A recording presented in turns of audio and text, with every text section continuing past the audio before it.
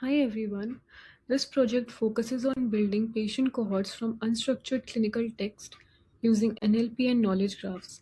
In healthcare, most patient information exists in free text medical notes, which makes it difficult to analyze directly.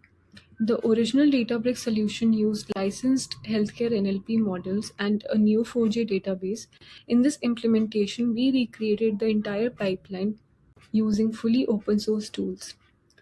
This notebook runs on Databricks with Spark and processes the MTSamples dataset, which contains about 5,000 de-identified clinical transcriptions.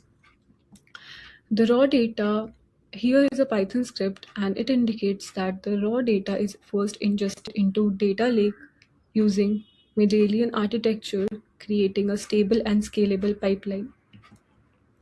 Next, a Spark QDF extracts 6 medical entities types from text, which were symptoms, diseases, drugs, procedure, tests, and body parts. We then identify relationships between these entities, such as disease symptom or drugs dosage, drug reason, and so on, different types of associations. These entities and relationships are used to construct patient-centric graph using NetworkX.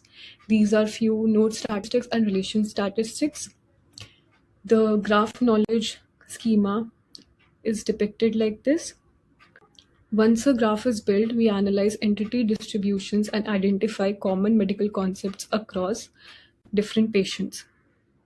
We can visualize patients' medical journeys by connecting symptoms, tests, medications, and so on. Here is a knowledge graph which is showing a patient journey of one of the patients. It is connected to 29 entities. It is color coordinated on the basis of different entities like drugs, patients, so on, test, symptom, and so on. All this pipeline transforms structured medical text into a structured knowledge graph, enabling efficient patient cohort journey. Thank you.